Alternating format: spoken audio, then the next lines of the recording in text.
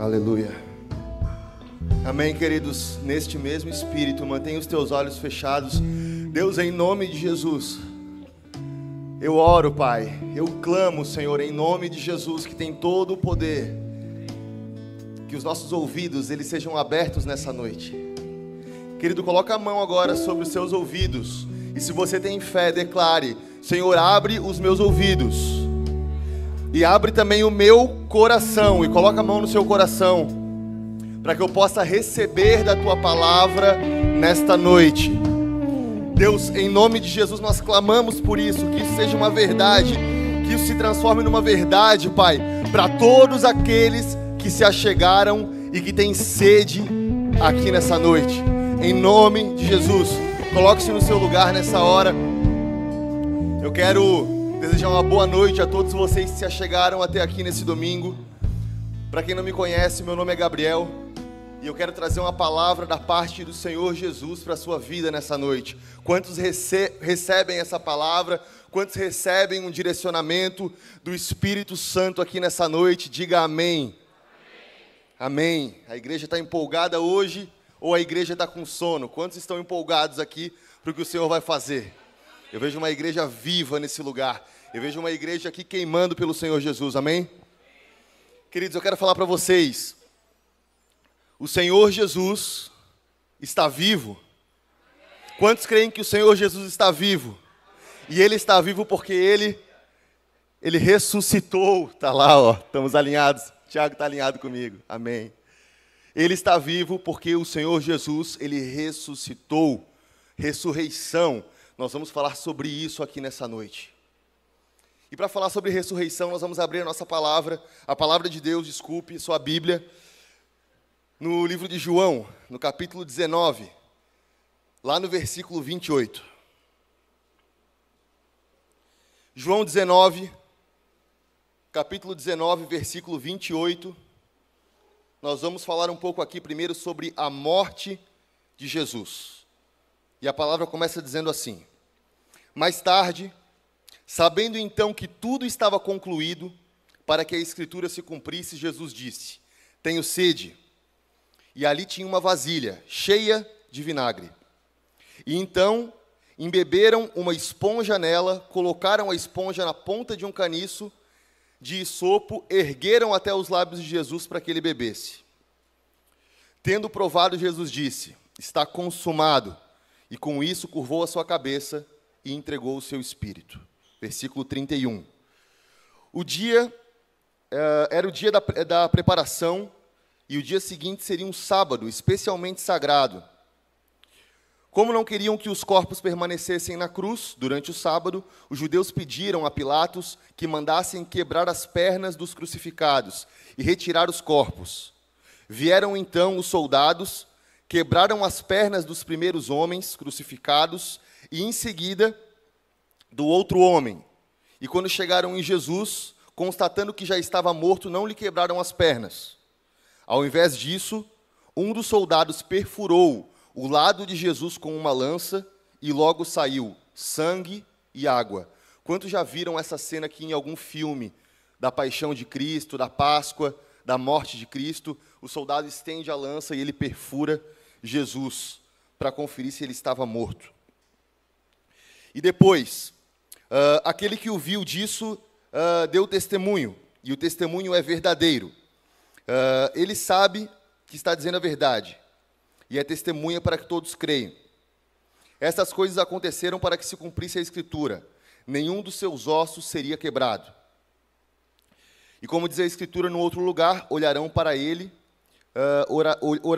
olharão para aquele que trapassaram.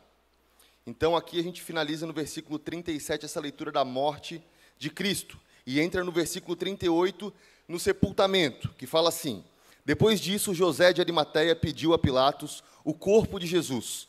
José era discípulo de Jesus, mas era secretamente, porque tinha medo dos judeus. Com a permissão de Pilatos, veio e levou embora o corpo. Ele estava acompanhado de Nicodemos, aquele que antes tinha visitado Jesus à noite. Nicodemos levou cerca de 34 quilos de mistura de mirra e aloés. Tomando o corpo de Jesus, os dois envolveram com faixas de linho e com especiarias, de acordo com os costumes judaicos de sepultamento. Então José e Nicodemos estavam ali enrolando Jesus com aqueles linhos e sepultando ele. Por ser dia da preparação dos judeus e visto que o sepulcro ficava perto, colocaram Jesus ali. Finalizamos aqui o capítulo 19 e vamos para o 20. E lá no capítulo 20, no versículo 1, ele fala assim: no primeiro dia da semana, bem cedo, estando ainda escuro, Maria Madalena chegou ao sepulcro e viu que a pedra da entrada tinha sido removida. Colocaram Jesus no sepulcro, sepultaram ele, colocaram ele dentro daquele túmulo e fecharam. No outro dia, no primeiro dia da semana, bem cedo, Maria Madalena chega naquele local e vê que a pedra tinha sido rolada. Então, correu ao encontro de Simão Pedro, que era outro discípulo, aquele a quem Jesus amava, e disse: tiraram o Senhor do sepulcro, e não sabemos aonde colocaram. Pedro e outro discípulo saíram e foram até o sepulcro.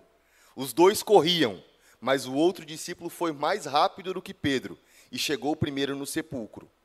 Ele se curvou e olhou para dentro, e viu ali as faixas de linho, mas não encontrou Jesus. A seguir, Simão Pedro, que vinha atrás dele, chegou, entrou no sepulcro e viu também o quê? Vamos ver se a igreja está acordada. O que eles viram? Está todo mundo acordado. As faixas de linho estavam lá, mas o corpo não estava. Bem como o lenço que estivera sobre a cabeça de Jesus. Ele estava dobrado à parte e separado das faixas de linho. Jesus deixou organizada a coisa ali. Depois, o outro discípulo, que chegava primeiro ao sepulcro, também entrou, e ele viu, e ele creu. Eles ainda não haviam compreendido que, conforme a Escritura, era necessário que Jesus ressuscitasse dos mortos. E os discípulos voltaram para suas casas. O que aconteceu com Jesus? Maria, porém, ficou à entrada do sepulcro, e chorando enquanto chorava, curvou-se para olhar para dentro do sepulcro, e viu dois anjos, vestidos de branco, sentados aonde estivera o corpo de Jesus, um à cabeceira e o outro aos pés. Eles lhe perguntaram: mulher, por que você está chorando? E ela diz: levaram embora o meu Senhor, e eu não sei aonde colocaram. Nisso, ela se voltou e viu ali em pé Jesus, mas não o reconheceu. Disse ele: mulher, por que estás chorando? Quem você está procurando? Pensando que fosse um jardineiro, ela disse: se o Senhor o levou, então diga-me aonde o colocou, e eu o levarei.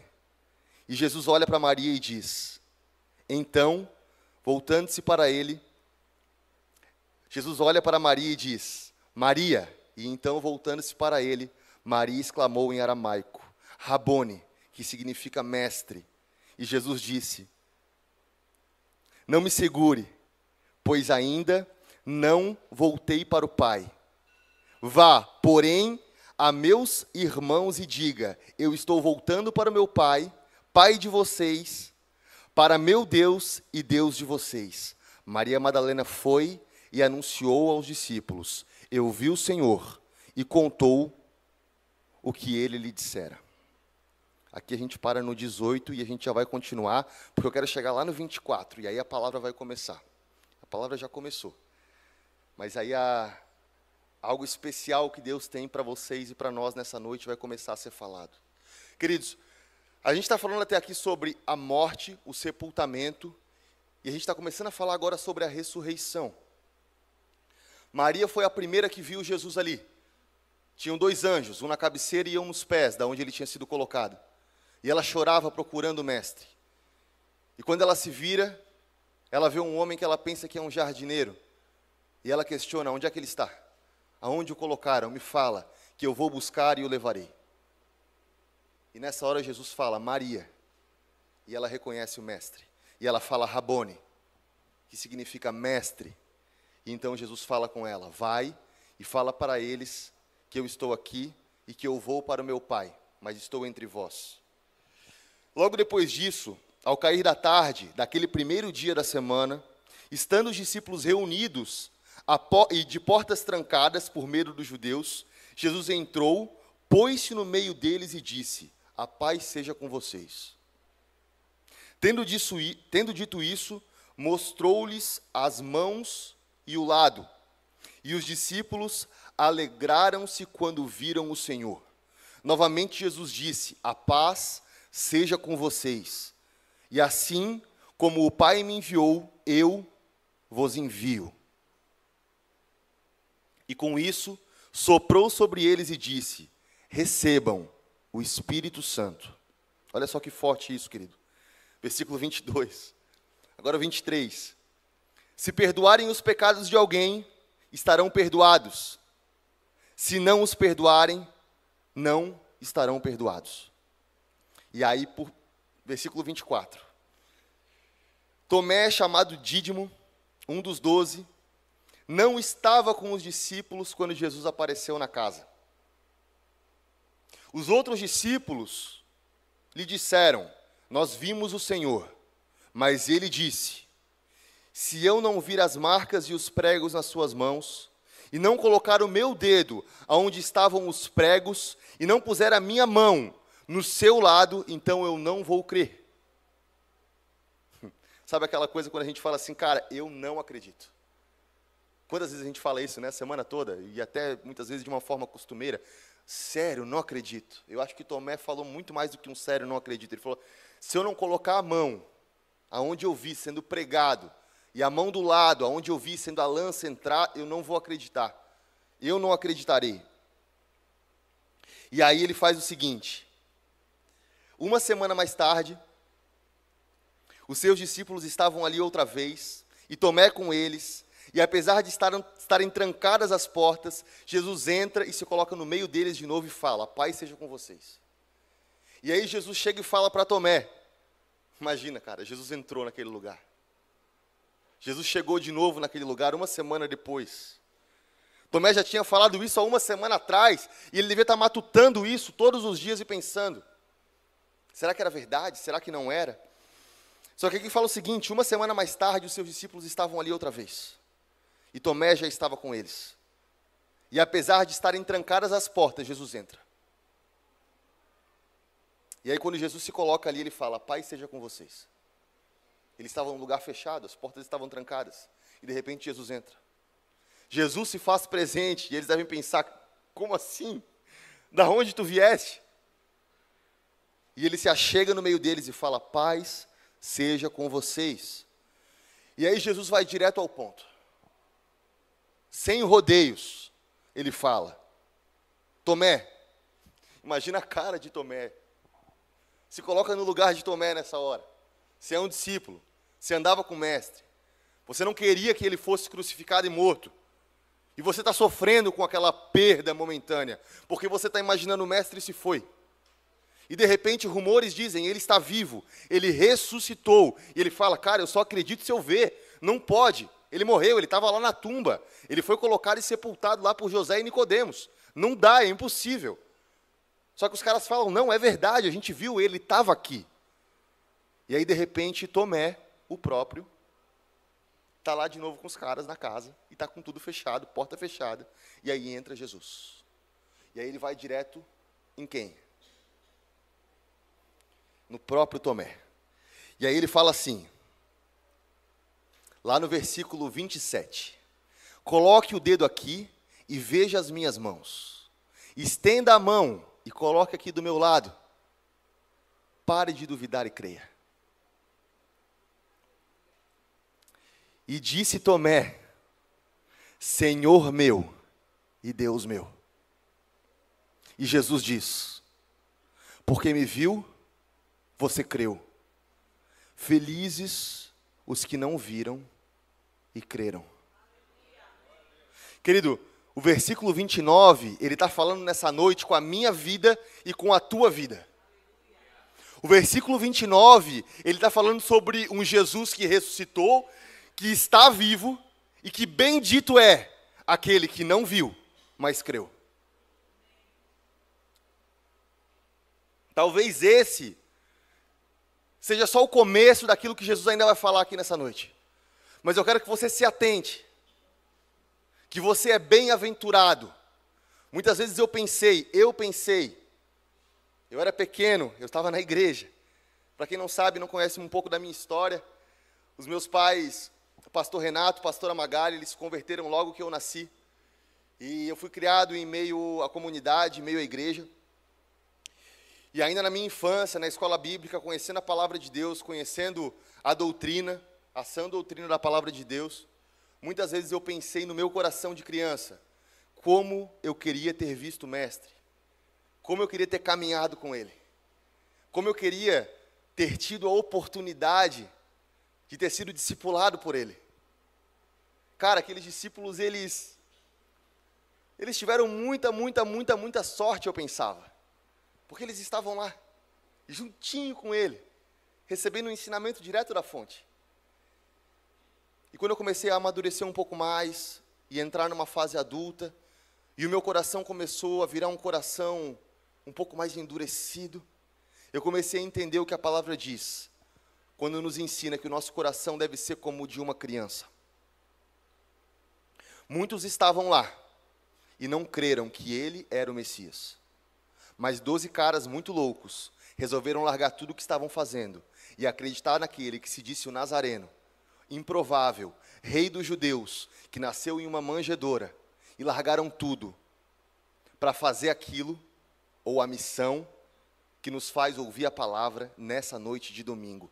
No momento que o Senhor chega e fala, agora, nesse sopro, recebam o Espírito Santo, vocês estão sendo enviados.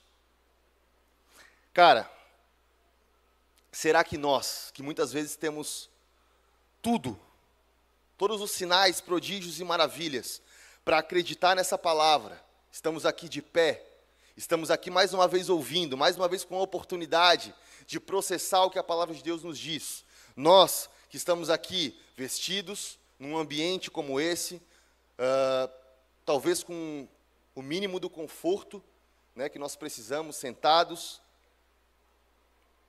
ouvindo uma palavra praticamente mastigada, para que a gente possa processar no nosso coração e levar para a nossa casa.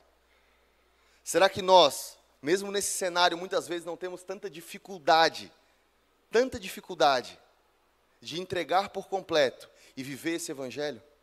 E aí eu penso, cara, quanto mais aqueles 12, aqueles caras, naquele cenário que eles estavam, eles largaram tudo, eles deixaram tudo de lado, e eles resolveram seguir o Senhor Jesus. Por onde Jesus passava, tinha uma multidão com Ele. Jesus, Ele fazia prodígios e maravilhas. Mas a palavra de Deus nos fala que aqueles da cidade onde Jesus nasceu, ali Ele nunca foi reconhecido Senhor. Olha só que curioso isso. Por que será que naquela cidade onde Jesus nasceu, naquele lugar, naquele ambiente, eles não conheceram ou não reconheceram o Mestre? Eles não conheceram ou não reconheceram o Messias, enviado de Deus. Por que será que até hoje os judeus esperam o Messias e entendem Jesus como um profeta que veio no nosso meio, fez boas obras, mas não era o próprio Deus? E aí eu pergunto, qual teria sido Léo, Júnior, qual teria sido, Patrícia, a tua reação em meio àquele cenário? Cara, e aí quando eu comecei a entender isso, eu pensei, poxa vida, será que eu ia estar mandando crucificar? Ou será que eu ia estar falando, não, cara, esse cara aqui é o mestre, onde é que ele está? Essa pedra já rolou? Jesus, onde é que te levaram? Onde é que tu está? Ai, meu pai, vamos procurar ele. Procura ele, Maria está ali, apareceu um anjo. Aonde é que eu estaria nesse cenário? O cenário era improvável. Era tudo novo para eles. Eles não sabiam, a palavra de Deus diz aqui que eles não tinham nem entendido ainda que ele ia ressuscitar. Eles não tinham entendido. Eles estavam com ele até no dia anterior. E aí quando eu comecei a entender essas coisas, eu pensei, cara, bem-aventurado os que não viram e creram. Nós somos bem-aventurados. Nós temos a oportunidade de receber o Espírito Santo de Deus, de viver as maravilhas do Senhor, mesmo sem ter passado por tudo aquilo, mesmo sem ter sofrido o que aqueles discípulos sofreram martirizados, até o final, por anunciar a palavra, com exceção de João, que foi o único que morreu de velhice lá na ilha de Patmos. O único. E os demais? Uns foram crucificados, outros foram apedrejados, todos eles morreram em prol do Evangelho. E aí eu comecei a entender, Jesus, eu só tenho que colocar a minha roupa, ir na igreja, ouvir a palavra, praticar, representar o teu reino, e o Senhor nem me pede para ser apedrejado. O Senhor nem me pede para ser preso ou algo do tipo. Bem-aventurados os que não viram, mas creram.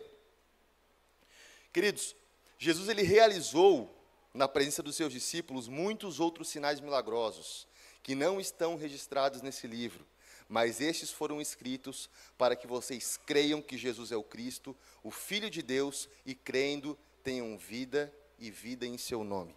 É assim que ele fecha aqui o capítulo 19.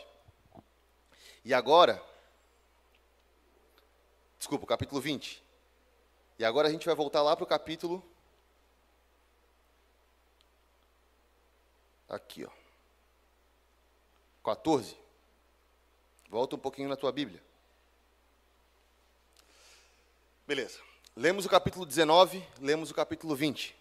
Lemos sobre o sepultamento, lemos sobre a morte, sobre o sepultamento, sobre a ressurreição. Falamos um pouco sobre Tomé e entendemos que Tomé ficou extremamente assustado quando viu o Mestre. Tomé ficou extremamente surpreso quando viu o Mestre. E o Mestre ele depositou o Espírito Santo sobre eles. Mas voltando um pouquinho lá no capítulo 14, Jesus ainda não se foi, e agora eu faço aqui, a gente vai rebobinar um pouco essa história. E lá no versículo 1, Jesus está confortando agora os discípulos, para tudo aquilo que vocês já sabem, porque o spoiler já foi dado. A gente já foi lá na frente, a gente já entendeu o final da história, que não é o final, é só o começo, né? Mas a gente vai voltar aqui no capítulo 14 para poder entender o contexto. Jesus está confortando os discípulos, e ele fala o seguinte: não se turbe o coração de vocês, apenas creiam em Deus e creiam em mim. Na casa do meu pai eu estou preparando muitos aposentos, e se não fosse assim, eu não teria dito para vocês, vou para preparar-vos lugar.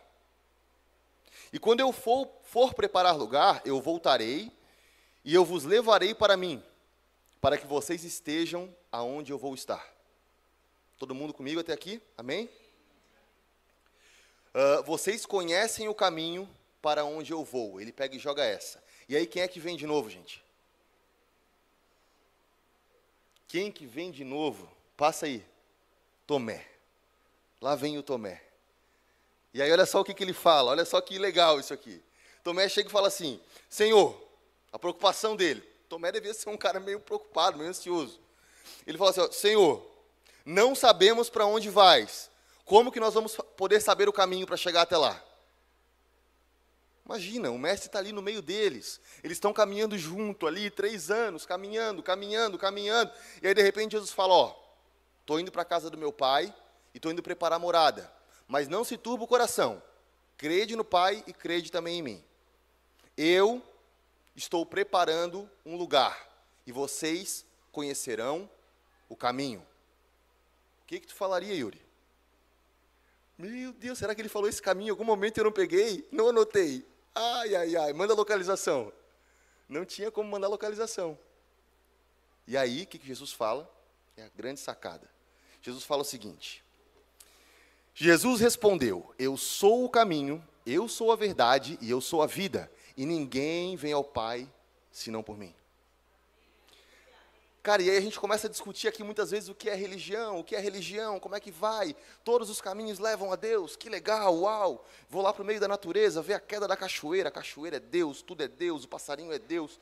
E eu quero falar uma coisa para você, cara, Deus é o Criador, nós somos a criatura de Deus, Ele nos fez filhos, e tudo aquilo que é a natureza manifesta a glória de Deus. Mas eu quero que você não esqueça de uma coisa aqui essa noite: Jesus é o caminho, a verdade e a vida. E ninguém chega até esse Criador, senão por Ele. Quantos entendem isso? Quantos recebem isso aqui nessa noite, querido? Eu quero te lembrar, eu quero te dizer nessa noite, que Jesus Cristo, Ele não está mais pregado em uma cruz. E você já deve ter ouvido isso. E ao morrer, Ele não ficou no estado de alguém que foi derrotado. Ao morrer, Ele tomou a chave da mão de Satanás e Ele ressuscitou, nos trazendo salvação no terceiro dia, para que Ele pudesse ser o caminho, a verdade e a vida, e para que nenhuma condenação possa te separar daquele que te criou. Esse é o Senhor Jesus. Esse é o próprio Cristo. Então não te detenha, e que nós, como homens que somos, que a gente não se detenha, muitas vezes na religiosidade, que nos leva a pensar, cara, como que eu faço? Será que são obras? Será que eu preciso pagar promessas? Será que eu preciso subir e descer escadas? Será que eu preciso caminhar por quilômetros e mais quilômetros, para que então eu seja perdoado, ou para que eu possa ter acesso a esse Criador? Eu quero te dizer uma coisa, o véu foi rasgado. Você tem acesso através de Jesus Cristo. E só através de Jesus. Quando você tem fé em Jesus, quando Ele passa a ser o mentor, o ídolo maior, o ícone, a referência da tua vida, e só o Senhor Jesus, cara, todas as coisas são transformadas. A palavra de Deus diz que a fé, uma vez sem obras, ela é morta. Eu creio nele, mas se isso não manifesta algo em mim, sem obras, ela é morta. O reino, ele é sempre sobre atitude. Atitude, ação, proatividade. Eu sou parecido com Cristo, não porque as minhas características naturais, terrenas, têm a capacidade de imitá-lo, mas porque a minha natureza terrena, eu mato, e algo espiritual que Ele tem sobre a minha vida, o próprio Espírito Santo eu recebo para que eu possa ressuscitar com Ele.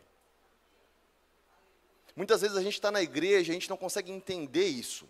E a gente fala, o velho homem para cá, o velho homem para lá. Cara, lá vem o velho homem batendo na porta. Eita, ele está querendo se levantar. O que será que ele quer? Ele quer voltar às velhas obras. Ele quer voltar às velhas práticas. Ele quer voltar para a mentira. Ele quer voltar para a inveja, para a vaidade. Ele quer voltar para a traição. Ele quer voltar para a bebedice. O velho homem está batendo. Sabe quem é o velho homem? O velho homem é aquele que a gente tem que matar todos os dias. Você não mata o velho homem uma vez. Matar o velho homem aqui, morreu, pronto. Recebi Jesus hoje na igreja, amanhã virei um santo. Não vira, cara. Não vira. Vai na tua força para te ver, tu não aguenta dar 2 passos, tu já caiu. 2 passos eu fui aqui até muito generoso. Na nossa força a gente não consegue fazer nada. O velho homem é aquele que todo dia tem que estar nos pés da cruz. Senhor, eis-me aqui. Eis-me aqui. Eu preciso de Ti. Mata essa minha natureza de novo.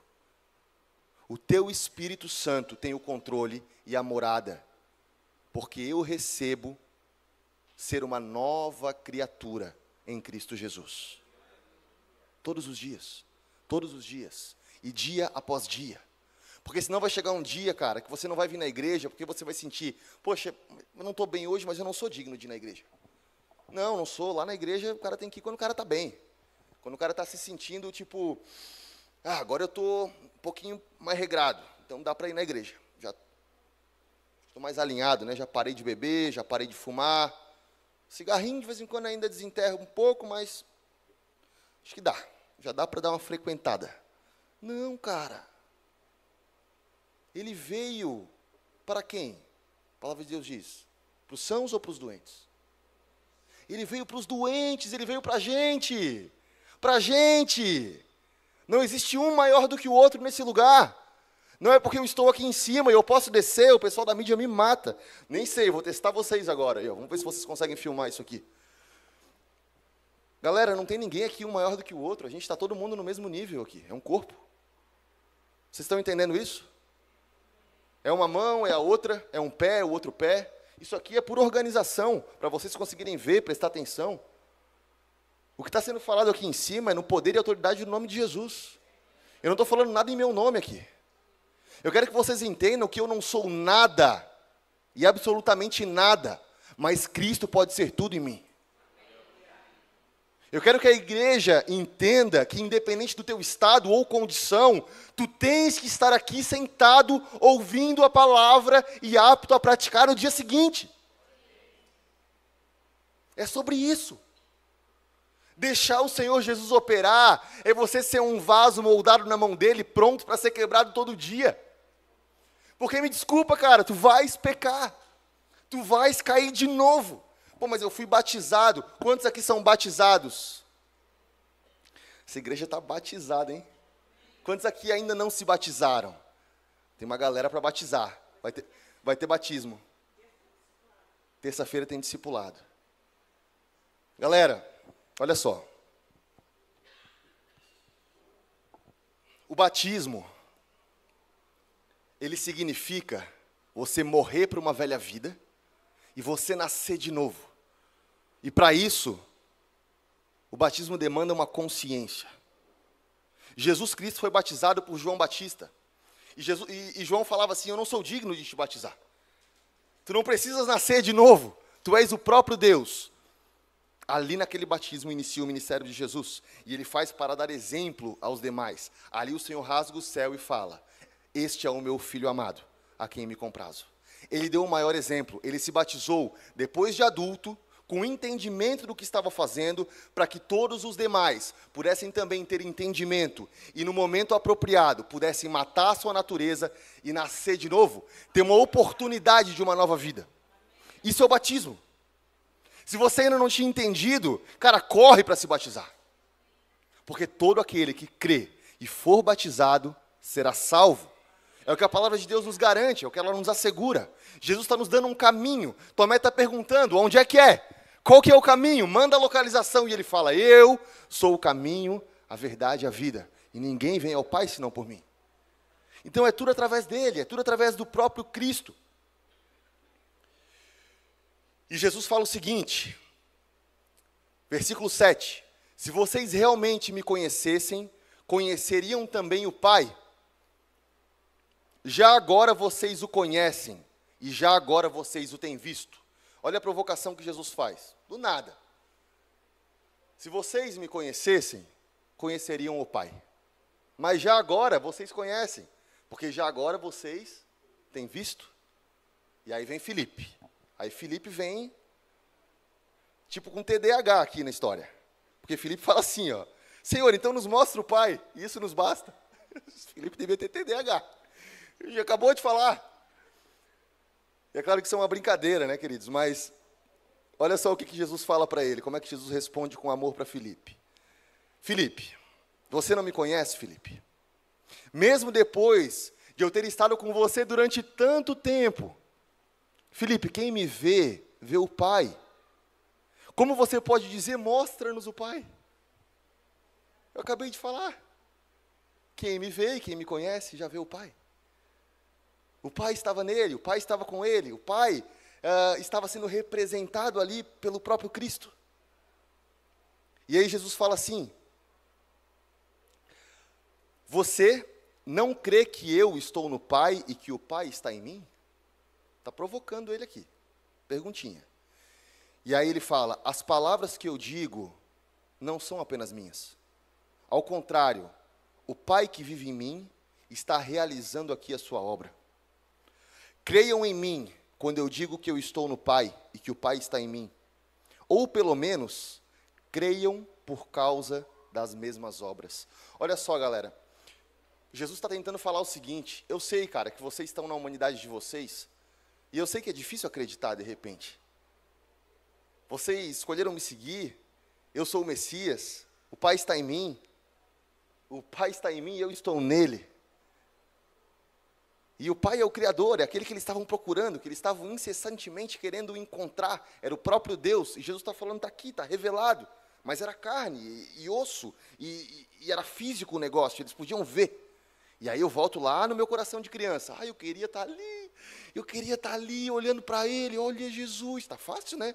Já foi contado toda uma história, já sei quem é ele, a Bíblia está aqui, milagre, maravilha, passou, ressuscitou, mas para eles até então isso não tinha acontecido. Tinha acontecido algumas coisas até aquele presente momento. Aí Jesus pega essas algumas coisas e fala o seguinte, pessoal, pelo menos então creiam por causa das mesmas obras que vocês têm visto até aqui. Vocês estão acompanhando, vocês estão vendo os sinais, os milagres, as maravilhas. Então acorda, está aqui, o Pai está aqui, revelado em mim. Mas, cara, eu entendo muito a dificuldade de Filipe, dos discípulos, de todo mundo, de entender aquilo ali naquele momento. Bem-aventurados que não viram e creram. Vocês estão entendendo?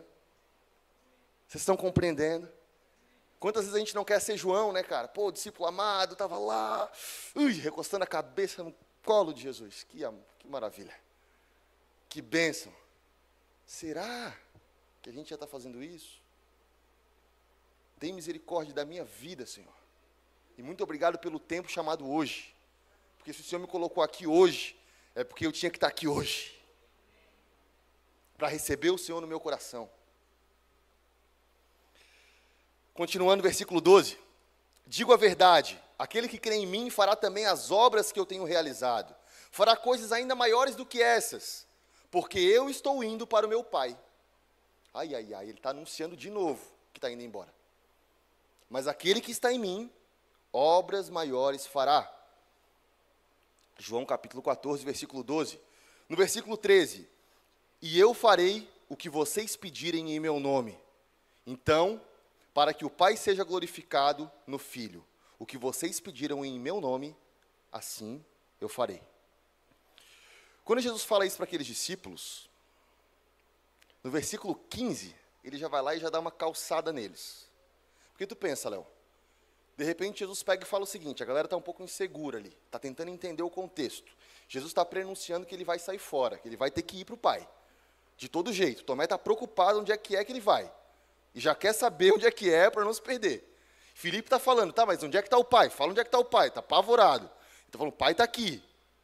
Está organizando a cabeça dos homens. Quando organiza um pouco a cabeça dos homens, ele vai lá e reforça de novo. Estejam em mim, que obras maiores vocês vão fazer. Porque eu vou ter que ir para o Pai. Mas tudo que vocês pedirem em meu nome enquanto eu estiver com o Pai, se pedirem em meu nome, será atendido. Aí Jesus deu um cheque em branco. Imagina, Léo, se o cara não está bem alinhado nessa hora, o cara já vai pedir o camelo do ano, né? Você manda o camelo do ano, que agora que eu vou trocar de camelo. E não era isso. Então Jesus, no versículo 15, ele já vai lá e dá uma calçada nos caras. E ele faz o seguinte, olha só. Se vocês me amam, obedecerão também o quê? Os meus mandamentos.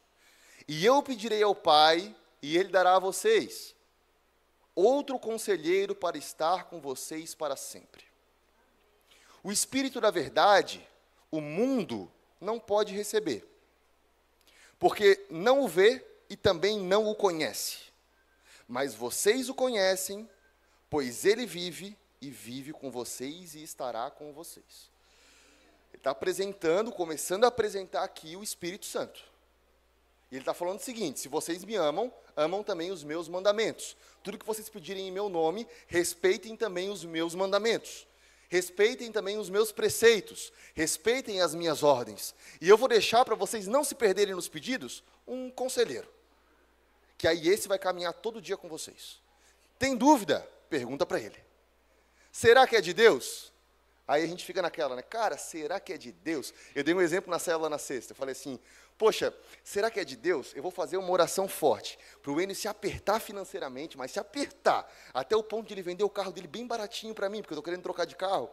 Então, de repente, se eu orar bem forte, ele entra em umas dívidas aí bem cabulosa e aí ele me vende ali aquele carro que ele tem maravilhoso por um precinho de banana.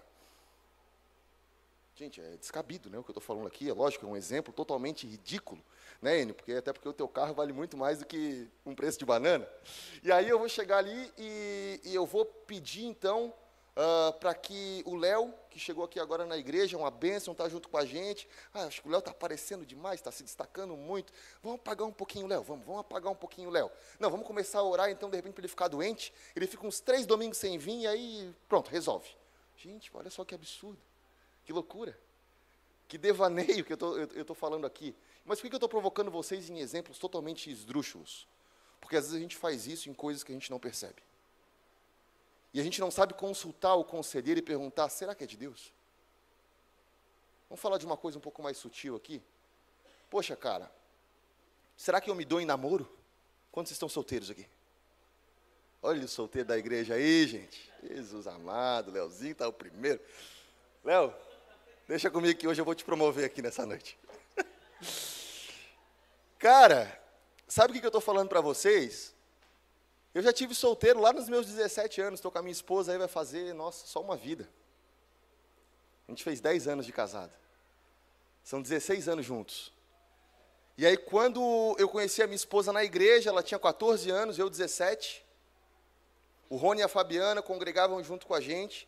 E ela começou a frequentar a nossa casa através da minha irmã, que era mais ou menos da mesma idade.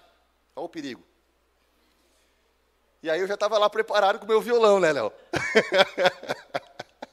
E tocando aquelas notinhas que era só o que eu sei até hoje, Júnior. E não passou disso. Foi o suficiente. E aí eu estava lá preparado, esperando ela. E aí ela chegou lá e a gente começou a se conhecer tímida, gente. Tímida. Mas não falava nada. Ficava toda vermelha. E eu estava orando a Deus já há algum tempo ali, falando assim, Deus, me apresenta uma mulher que vale a pena. 17 anos, gente, não, nem mulher ainda, uma menina, né, no máximo, porque ansioso, que nem Tomé.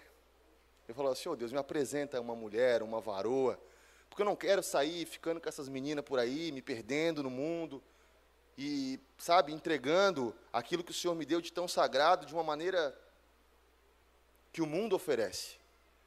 E eu comecei a orar muito cedo sobre isso. E aí, quando eu conheci a Gabriela, foi totalmente improvável, porque num primeiro momento, de fato, a gente se aproximou, mas eu não tive um sentimento, uma aproximação de querer alguma coisa com ela nesse aspecto. Era uma amizade só. E aí, de repente, começou a brotar um sentimento. E aí, o que aconteceu, Léo? Olha só que doido. Olha só que doido. Tudo aquilo que, na minha cabeça, eu tinha, vamos falar, imaginado, como óbvio, né, como aquilo que eu procurava, a Gabriela era meio que o contrário disso. Ela não vai me bater porque ela já sabe dessa história, tá, gente? Então, esse testemunho aí já está combinado, não fiquem preocupados. Agora que vai sair daqui e vai se matar. Não. Cara, tipo assim, a Gabriela é loira. Eu sempre olhei mais para as morenas. Olha só que doideira. A Gabriela tinha 14 anos, eu tinha 17. Eu sempre olhava para as mulheres mais velhas. Eu gostava de bater papo, então, cara, tipo, as mulheres mais velhas já tinham um pouquinho mais de papo, né? Já tinham um pouquinho mais de desenrolar e tal. E a Gabi tímida. Eu falava assim, Jesus. Só que, de repente, um sentimento vem e brota no meu coração. E aí eu fiquei confuso. Aí eu fui para o joelho. Aí eu falei assim, opa, Espírito Santo de Deus, o que está acontecendo? Bagunçou. Não estou entendendo nada. Da onde veio esse sentimento? E eu comecei a orar. E eu comecei a pedir confirmação. E o sentimento aumentava. E o sentimento aumentava. E o sentimento aumentava. Até o momento que eu tive, no meu espírito, convicção de chegar nela e conversar com ela. E falar o seguinte, tu está firme num propósito com Deus? E ela falou, eu estou buscando isso para a minha vida. Eu falei assim, eu também estou. Mas deixa eu te falar um pouco mais. Eu tenho orado muito por uma pessoa que venha me completar. E ela olhou, como assim? Não, me completar. Eu tenho procurado uma pessoa para caminhar junto, para namorar. E, cara, eu estou sentindo uma coisa diferente por ti. A gente estava sentado, gente, na frente da igreja, eu e ela. Que nem o Júlio e a Manu. Agora deu, gente. Agora o Júlio fica de vez, ou... Sabe? Que nem o Lucas e a Ana, Josemar. Bonitinho. É bonitinho. Não sei se o Lucas sentou com a Ana ali na frente. falou para ela: Ana, eu tenho procurado, eu tenho orado. Mas eu peguei e falei para a Gabi, eu falei assim: olha, não sei, cara, surgiu um sentimento no meu coração por ti. E até eu mesmo me espantei, porque foi totalmente aleatório. E só tem crescido dia após dia. E eu precisava te falar isso. E ela falou assim: cara, em pouquíssimas palavras, eu sinto mesmo.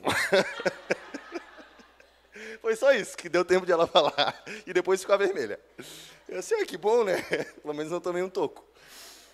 E aí ali, naquele momento, eu falei para ela: então tá bom, então a gente vai orar junto e eu quero falar com os teus pais. E aí, se eles autorizarem, a gente começa a namorar. Entrei num Corsa prata, meu sogro policial no volante, minha sogra nervosa. Nervosa, quem conhece ela sabe, quando ela fica nervosa, ela começa a falar e começa a ficar vermelha. E ela começa a falar mais alto que eu no microfone. E aí eu peguei e cheguei bem no meinho ali, naquele meinho que a criança gosta de se apoiar. E eu falei assim: gente, preciso falar com vocês. Mas fácil, né? Eu não estou no olho a olho, né? Estou atrás, eles estão na frente, o carro está andando. O máximo vai acontecer é ele abrir a porta e me jogar, mas está tudo bem. E aí eu falei assim: sogro, sogra. Não, mentira, eu falei Rony e Fabiana, porque não era sogro e sogra ainda. Eu e a Gabi, a gente tem conversado aí por algum tempo, né? E se aproximado como amigos e tudo. Mas eu tenho orado bastante a Deus e Ele confirmou no meu coração. E eu quero pedir a filha de vocês em namoro. Cara, naquele momento eles olharam para mim e aí eu complementei, né? A ousadia. Espírito Santo de Deus ali devia ter até me puxado a orelha, mas eu peguei e falei assim: ó, Rony, é só para te entender, tá? Não é só namoro por namoro, eu quero casar com ela. Ele olhou assim: não tem problema, só vai com calma. Hoje eu tenho uma filha de 4 anos e eu te entendo, Rony. Não sei onde é que tu tá, mas eu te entendo mais do que nunca. Mas, cara, anos se passaram e estamos aqui, casados, temos uma filha de 4 anos, uma família constituída, e todas as coisas que aconteceram na nossa vida, desde as bênçãos financeiras, e principalmente as bênçãos espirituais e familiares que foram depositadas após um posicionamento e uma consulta àquele que é o nosso conselheiro até os dias de hoje. O próprio Espírito Santo de Deus. Preserva relacionamento com Ele. Preserva dia a dia com Ele. Entrega para Ele desde as coisas mais simples até as coisas mais complexas. Desde as tuas dúvidas mais cabeludas até aquele pão de trigo ou pão doce.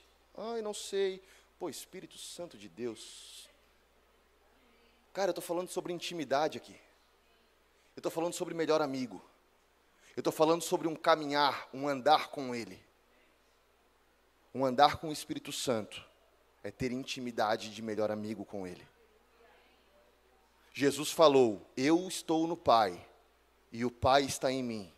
Mas aqui, no capítulo 14, um pouquinho mais na frente, a gente está quase chegando lá e indo para o desfecho, Jesus fala uma coisa tremenda, que eu quero que vocês prestem bem atenção.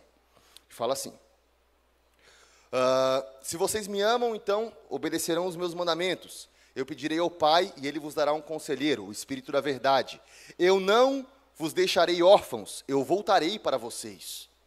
Dentro de pouco tempo, o mundo não me verá mais. Porém, me verão, porque eu vivo e vocês também viverão. Olha só o segredo que ele está contando aqui. Não é segredo.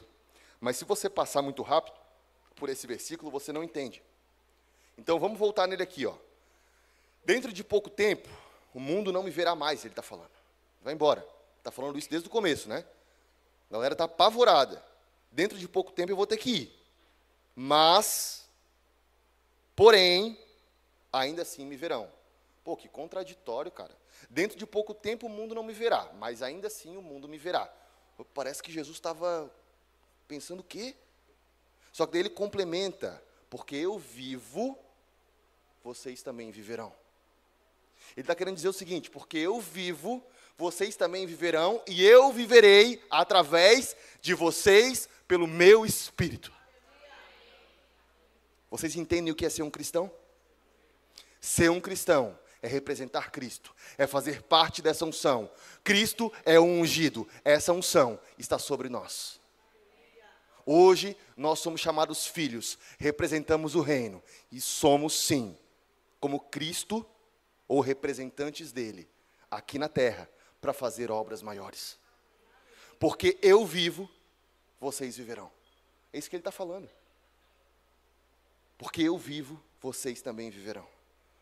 Naquele dia, compreenderam, ou melhor, naquele dia compreenderão, ele está jogando isso para o futuro, né? Que eu estou no Pai, vocês estão em mim, e eu estou em vocês. Cara, anota essa passagem. Essa passagem aqui de João, capítulo 14, versículo 20, grifa na tua Bíblia. Grifa na tua Bíblia, anota em algum lugar, nem que seja na tua mão, no teu telefone, para quando tu chegar em casa, tu anotar em algum lugar importante que tu não vai esquecer. Porque aqui, não gosto de ficar falando muito de chave, que parece coach, né? Mas aqui, cara, tem uma preciosidade na palavra de Deus muito grande. Muito grande. Naquele dia, vocês vão compreender que eu estou no Pai. Ele está falando isso há um tempão já. Mas também que vocês aqui estão em mim. E que eu agora estou em vocês. Ele entrelaçou tudo. Ele entrelaçou o Pai com Ele, com a gente, e tudo através de um que nos faz com Ele, o Espírito Santo de Deus, participantes dessa mesma unção. Quem tem os meus mandamentos e lhes obedece, esse é o que me ama. Aquele que me ama também vai ser amado pelo meu Pai. E eu também vou o amar. E eu vou me revelar para ele. Olha só, gente. Judas já pegou e se levantou, não o Iscariotes. E falou assim: Senhor, mas por que te revelarás a nós e não ao mundo? E aí Jesus responde: se alguém me ama, obedecerá a minha palavra. O meu Pai o amará. Nós viremos a ele e faremos morada nele. O versículo 22, Jesus está falando o seguinte, ele está respondendo Judas, que está questionando, tipo, Jesus, mas tu não vai te revelar para o mundo, só para nós? É para nós então? O que o Senhor está querendo dizer com isso? Se alguém, e aqui eu quero perguntar para vocês, igreja, todo mundo acordado, quantos amam o Senhor Jesus aqui nessa noite? Quantos amam o Senhor Jesus aqui nessa noite? Amém? Ele está falando aqui, se alguém me ama, obedecerá a minha palavra. Eu não vou perguntar quantos são obedientes aqui nessa noite. Misericórdia de Deus sobre as nossas vidas. Que a gente possa ser cada vez mais obediente, e entender que nós somos doentes à procura da cura. Todos os dias temos que morrer e temos que nascer de novo. O pecado pode nos perseguir, mas o sangue de Cristo, ele é ilimitado para nos lavar todos os dias. Todos os dias e dia após dia. Se alguém me ama, obedecerá então a minha palavra. O meu Pai então o amará. Nós viremos a ele e nele nós faremos morada. Se queremos ser uma morada do Senhor Jesus, então precisamos o amar. Se o amamos, precisamos obedecer. Se o obedecemos, seremos amados pelo Pai. Ele virá e fará morada em nossos corações. É sobre isso que a palavra de Deus está nos ensinando aqui, João capítulo 14. Aquele que não me ama, não obedece às minhas palavras, é teimoso. Essas palavras que vocês estão ouvindo não são minhas, elas são do meu Pai que me enviou. Ele está acordando aquela galera de novo. Pessoal, olha só, presta atenção. O Pai está em mim, essas palavras não são minhas, porque devia ser confuso para eles ouvir isso o tempo todo de um homem fisicamente muito parecido com eles. Só que era santo, era o próprio Deus. Então imagina, o Senhor está falando aqui sobre coisas do alto, e coisas muito preciosas. Então ele fica reforçando o tempo todo, o meu Pai, que está em mim, está falando com vocês. E aí ele fala assim, tudo isso eu tenho dito, enquanto ainda estou com vocês. Mas o Conselheiro, o Espírito Santo, que o Pai enviará em meu nome, e ensinará a vocês todas essas coisas, e fará vocês lembrarem tudo aquilo que eu disse. Esse é o Espírito Santo que caminha com a gente, cara. Já viu aquela coisa? Pô, eu leio a Bíblia, mas eu nunca vou gravar a Bíblia toda. E nem precisa, tu não é uma biblioteca ambulante. O que a gente precisa é abrir o nosso coração, porque tudo que a gente precisa ser lembrado, o próprio Espírito Santo é suficiente para fazer.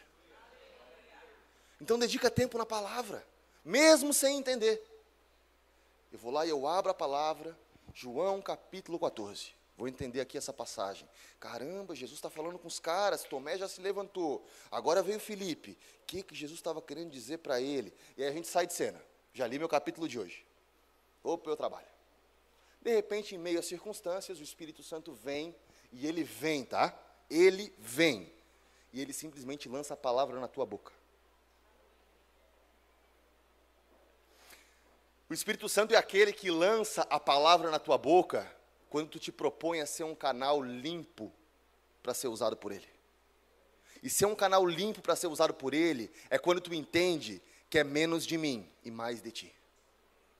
Me esvazia e me enche da tua presença.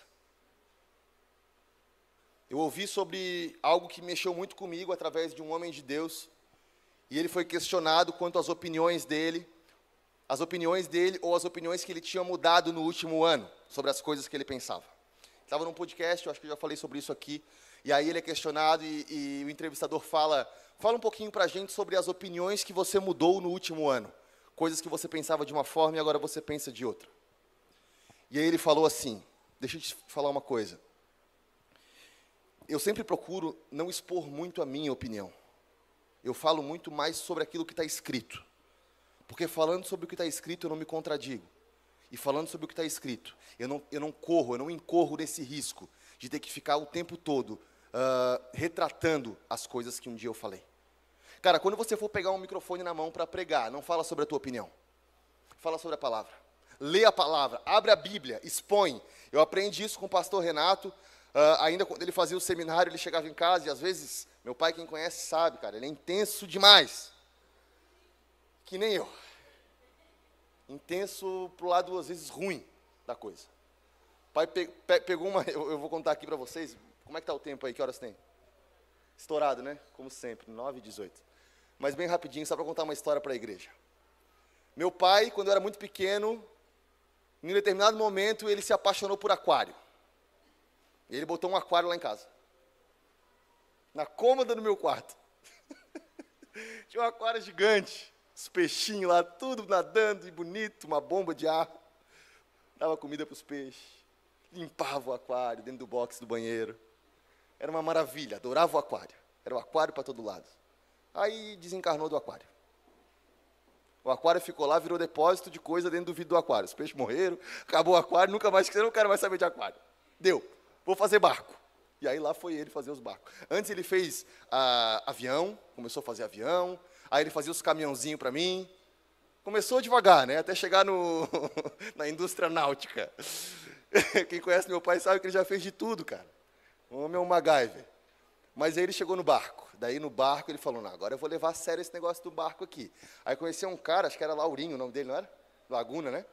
Laurinho mandou umas maquetes para ele, umas plantas ali de uns barcos e tal. Essa é a Pinta, essa é a Nina, esse é o Pedro Álvares Cabral. Eu disse, Jesus, o que o pai vai fazer? O pai vai descobrir um continente. E lá vai ele, né? Vai mergulhar nas plantas. Cara, e ele abria aquelas plantas de seda gigante na mesa, assim. Aqui, tem que mandar aqui o cavalete para lá, e coloca aqui as estacas, faz o sol. Assim, Jesus, ele não vai dar conta de fazer isso aí não, cara. Cara, passou 3 anos. A gente tinha um rebocador, uma miniatura de um rebocador no meio da nossa casa. Um rebocador é aqueles navios que levam os grandes navios, né? E a gente vê isso muito no porto. E o rebocador, cara, ele é um barco extremamente forte, porém muito pequeno, perto dos barcos que ele carrega. Então, quem já foi aqui num porto sabe, já viu. E a gente tinha, cara, exatamente a réplica. Desse tamanho assim, ó, do tamanho... aqui, assim. Era um rebocador, dava para colocar... A vontade era colocar na água. O pai falava, essa madeira é de balsa, não pode molhar. Por que tu faz um barco que não pode molhar, então, cara? E eu louco para jogar na banheira. Não, vamos colocar numa redoma. Ele deve ter esse barco guardado em algum lugar do porão. Tá lá, né? Aí depois ele fez um barco chinês, um barco japonês, ele fez uma canoa, e daqui a pouco, sabe o que ele fez? Ele enjoou dos barcos. E encheu o saco. Aí foi fazer outra coisa, foi fazer teologia, lá na frente. Aí ele chegou num momento intenso da vida dele. E ele mergulhou nos livros, cara. E ele mergulhou na palavra. E ele foi fundo.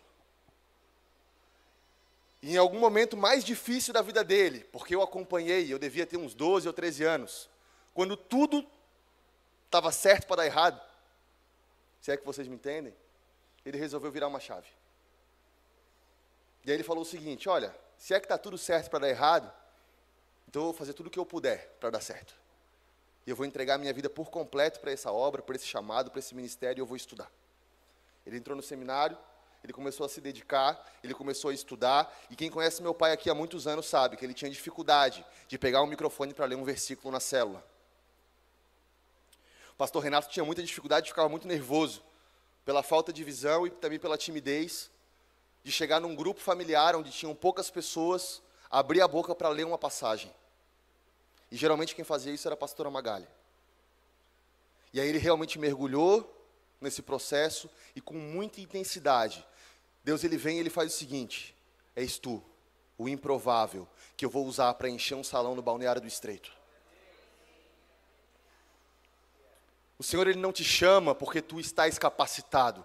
O Senhor ele te capacita porque tu já foste escolhido, querido. Você entende isso?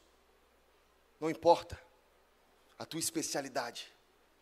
Não importa se de repente tu és aquela pessoa que vai entrar num quarto fechado e vai querer ficar ali fazendo coisas manuais para o tempo passar, porque tu tem dificuldade de expor algo, uma ideia, ou alguma coisa que de repente tu gostaria, mas tu não consegue. Se o Senhor te levantar, Ele faz através da tua vida. O que eu estou querendo dizer para vocês é que o Espírito Santo de Deus, esse mesmo que está sendo apresentado aqui, Ele nos chama para fazer obras maiores em seu nome. Depois que meu pai se levantou e começou a estudar, um pouco tempo depois, ainda na igreja, meus pais foram consagrados pastores. Eu acho que isso deve fazer aí aproximadamente uns 15 anos. 13 a 15 anos, né? Mais ou menos isso. E eu com 33 hoje, na época, ainda estava na minha adolescência para a fase jovem, eu olhava aquilo tudo e eu pensava, cara, olha lá meus pais sendo pastores. Aí o que vocês acham que eu pensava, né? Um adolescente de 18, 19 anos, olhando para aquele cenário e pensando, já era, caiu minha casa, né? Vocês acham que eu pensei o quê? Pô, que maravilha, cara, agora vai, né? Pai e mãe pastor. Cara, pergunta para qualquer adolescente. Ai, caiu minha casa, né, cara? Porque quem é filho de pastor aqui, né, Tainá? Sabe o que eu estou falando. O cara vira um alvo fácil. Olha o filho do pastor ali, ó. Nem sentou na primeira fileira, deve estar meio desviado, sentou lá atrás hoje. Deixa ele. Não é assim? Olha o filho do pastor ali, ó. Eu vi ele ali atrás, estava meio que de fofoquinha, tá? Não sei não. O pastor está lá na frente pregando, mas dentro de casa, não sei se dá um relho bem dado. Não é assim? Tem uma irmã que não me deixa mentir, e a gente viveu isso durante todo o nosso processo. Os filhos dos pastores. E eu quero dizer uma coisa para a igreja. Filho de pastor, querido, não é pastorzinho, não. Amém, Tainá? Filho de pastor não é pastorzinho, não. A não ser que o Senhor levante. E a não ser que exista um coração disposto. Pastor Cisne sendo pastor não vai fazer do Lucas um pastor. Pastor Cisne sendo pastor vai ensinar o Lucas nos caminhos do Senhor. E quem vai levantar o Lucas é o próprio Senhor Jesus. Através de uma decisão firme do Lucas. A palavra de Deus diz, ensina o teu filho no caminho que ele deve andar. E ele não se desviará desses caminhos. Eis-me aqui. Eis-me aqui. Eu não estou aqui porque os meus pais imploraram para eu estar aqui. Eu não estou aqui porque os meus pais obrigaram eu estar aqui. Eu estou aqui porque eu entendi, em algum momento da minha vida, que eu precisava entregar tudo, para poder viver aquilo que ele fala que são obras maiores. Obras maiores. Eu represento Cristo aqui na terra. Ele fala o seguinte, o conselheiro Espírito Santo, que o Pai vai enviar, vai em meu nome, Ele vai ensinar vocês todas as coisas. Vocês vão lembrar o que eu disse. Eu deixo com vocês a minha paz eu deixo com vocês. Eu não dou como o mundo dá. Então não se perturbe o teu coração e nem tenha medo, porque essa paz vai estar contigo. Ele fala o seguinte: vocês me ouviram dizer, vou, mas volto para vocês. Se vocês me amassem, ficariam contentes, porque eu vou para o Pai, pois o Pai é maior do que eu. Isso eu digo agora, antes que aconteça, para que quando acontecer, vocês creiam. Já não falarei muito, pois o príncipe desse mundo está vindo, e ele não tem nenhum direito sobre mim. Todavia é preciso que o mundo saiba que eu amo o Pai, e eu faço as coisas que o Pai me ordenou. Levantem-se, nós vamos embora. É isso que ele fala. Sabe, querido, quando você ouve na igreja, muitas vezes, cara, sabe aquelas músicas do mundo? Sabe aquelas coisas, tipo, de jeito de falar assim, meio que do mundo, e tal, e do mundo para cá, e do mundo para lá, e a gente não entende. Eu não gosto de falar assim, porque às vezes acaba gerando, de fato, assim, uma falta de entendimento. Então eu sempre procuro explicar. Mas percebe que Jesus o tempo todo fala sobre o príncipe desse mundo? Será que você já entendeu que você não pertence a esse mundo? Será que você que está aqui nessa noite já entendeu? Cadê o Cláudio? A Fábio sabia que eu ia falar do Cláudio agora. Ô Cláudio, de onde é que tu é mesmo? Aleluia. Perguntei para o Cláudio há 2 semanas atrás, ele falou que ele era do Paraná, gente. Eu quase bati nele, porque era depois dessa palavra. Assim, ô Cláudio. Nós somos cidadãos do céu. Nós somos cidadãos do céu. Nós não somos desse mundo. O mundo jaz do maligno. O príncipe desse mundo tem se levantado todo dia, com mentira, com doença, com maldição. Mas eu quero te dizer, você não é desse mundo. Nós estamos de passagem por esse mundo. Mas Ele tem uma promessa para nós.